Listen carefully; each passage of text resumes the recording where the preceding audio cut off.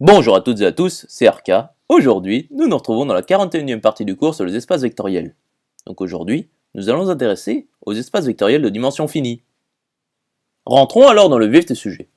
Donc soit E un K-espace vectoriel, et E est de dimension finie si et seulement si il existe xi appartenant à E puissance i, bien sûr, fini, tel que vecte de xi est égal à E. Poursuivons alors l'étude. Donc soit E un K-espace vectoriel de dimension finie, et soit G une famille génératrice de E. Donc nous savons qu'il existe une sous-famille de G libre dans E. Notons la L.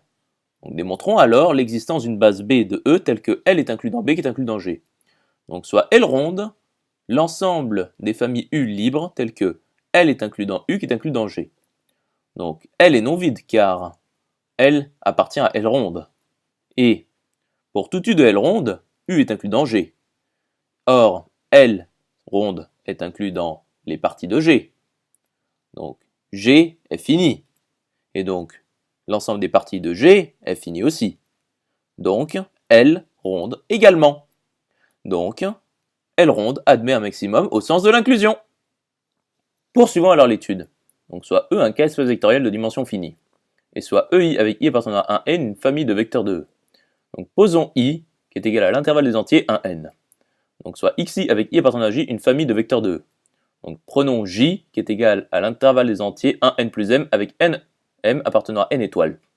Donc démontrons que pour tout i de j, xi appartenant à vecte de ei avec i appartenant à n et cardinal de ei avec i appartenant à n strictement inférieur à cardinal des xi avec i appartenant à j, implique que xi avec i appartenant à j est lié.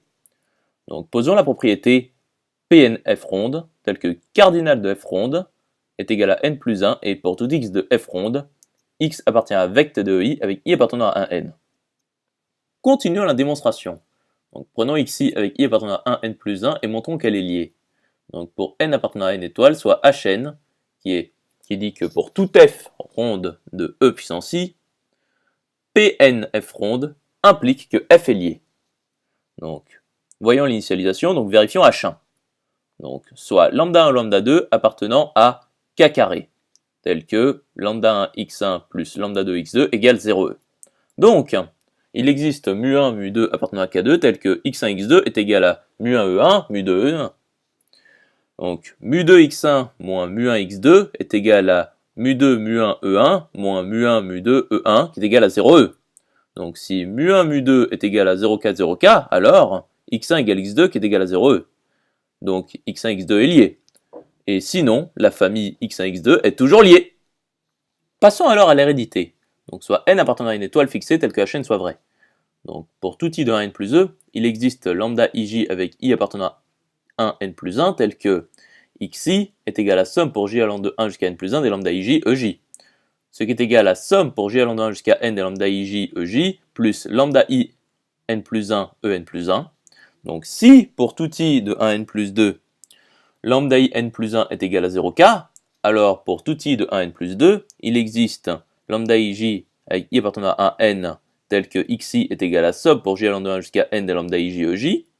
A fortiori, pour tout i de 1n plus 1, il existe lambda ij avec i appartenant à n tel que xi est égal à somme pour j allant de 1 jusqu'à n des lambda ij ej.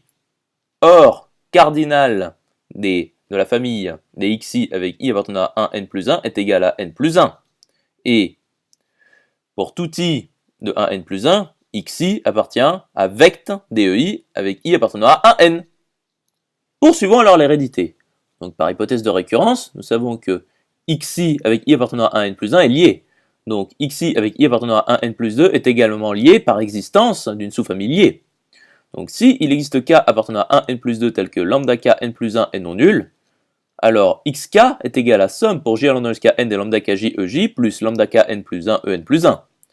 Et donc en plus 1 est égal à 1 sur lambda k n plus 1 xk moins somme pour j allant de 1 jusqu'à n des lambda kj sur lambda k n plus 1 ej. Poursuivons la démonstration. Donc, pour tout i de 1n plus 2 privé de k, xi est égal à somme pour j allant de 1 jusqu'à n des lambda ij ej plus lambda i n plus 1 en plus 1.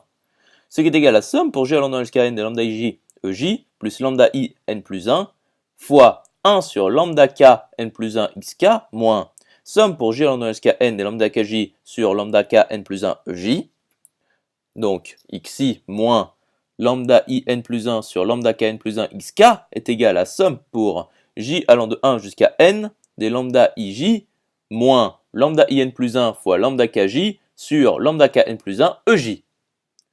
Donc, cardinal des xi moins lambda i n plus 1 sur lambda k n plus 1 xk avec i appartenant à 1 n plus 2 privé de k est égal à n plus 1.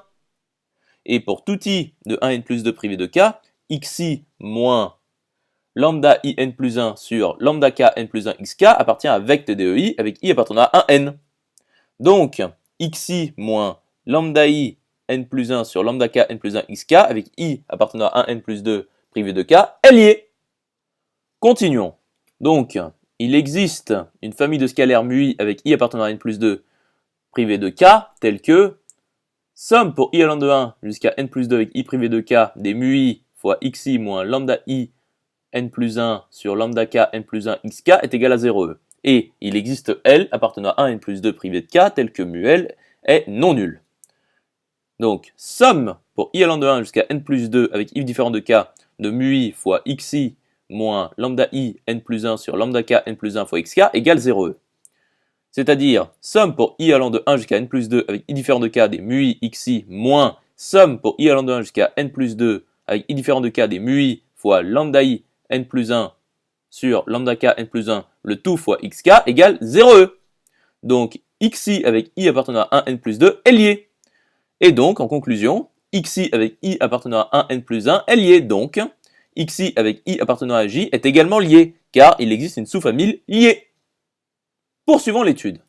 Donc, soit ei avec i appartenant à i et xi avec i appartenant à j, deux bases de e. Donc, démontrons que le cardinal des ei avec i appartenant à i est égal au cardinal de xi avec i appartenant à j. Donc, si cardinal de i avec i appartenant à i est strictement inférieur à cardinal des xi avec i appartenant à j, alors xi avec i appartenant à j est lié, car xi avec i appartenant à j base de e, et donc pour tout i de i, xi appartient à vecte de i avec i appartenant à i. Donc ceci, nous le retrouvons tout simplement grâce à la démonstration précédente. Donc de même, en reversant l'inégalité. Donc cardinal de i avec i appartenant à i est égal au cardinal des xi avec i appartenant à j. Nous appelons ce cardinal la dimension de e. Et nous le notons dim e. Poursuivons l'étude. Donc, voyons le cas particulier lorsque e est égal au singleton 0e, donc c'est-à-dire lorsque e est réduit à 0e. Donc dans ce cas, A n'a pas de base, car aucune sous-famille n'est libre. En revanche, nous disons que la famille vide est génératrice de e. Pour cela, nous indiquons que dim e est égal à 0. Donc dim du singleton 0e est égal à 0. Donc pour les démonstrations suivantes, nous supposons que e est non réduit à 0e. Continuons. Donc soit E un k-espace vectoriel de dimension finie n avec n non nul. Donc soit EI avec i appartenant à 1n une base de E. Donc posons i qui est égal à 1n. Donc soit xi avec i appartenant à j une famille de vecteurs de E. Donc soit g une famille génératrice finie de E telle que xi avec i appartenant à j est inclus dans g. Donc démontrons que xi avec i appartenant à j libre implique que cardinal de xi avec i appartenant à j est inférieur ou égal à n.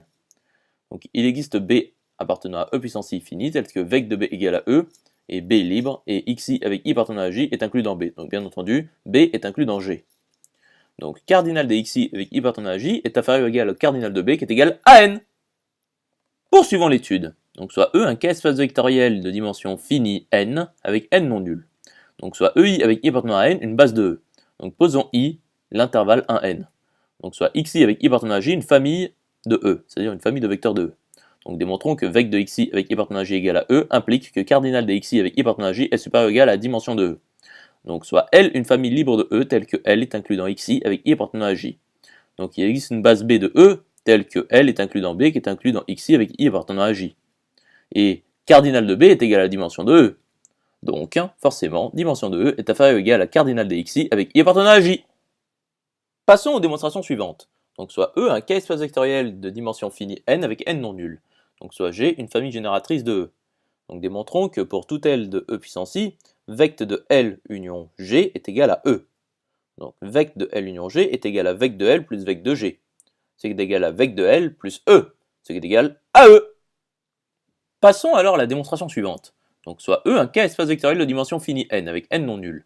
Et soit L une famille libre de E. Donc démontrons que cardinal de L égale N implique que L est une base de E. Donc il existe une famille génératrice G finie de E.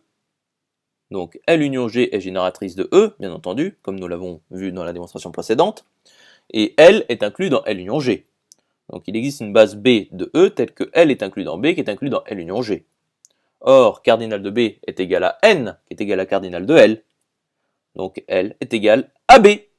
Donc L est une base de E. Poursuivons l'étude. Donc soit E un K-espace vectoriel de dimension finie N avec N non nul, bien entendu. Et soit G une famille génératrice finie de E. Donc démontrons que cardinal de G égale N implique que G est une base de E. Donc il existe L libre tel que L est inclus dans G. Et donc, il existe une base B de E telle que L est inclus dans B qui est inclus dans G. Or, cardinal de B est égal à N qui est égal à cardinal de G. Donc B est égal à G. Et donc G est une base de E. J'espère que cette vidéo vous aura plu et vous sera utile. Nous nous retrouvons dans la 42e partie.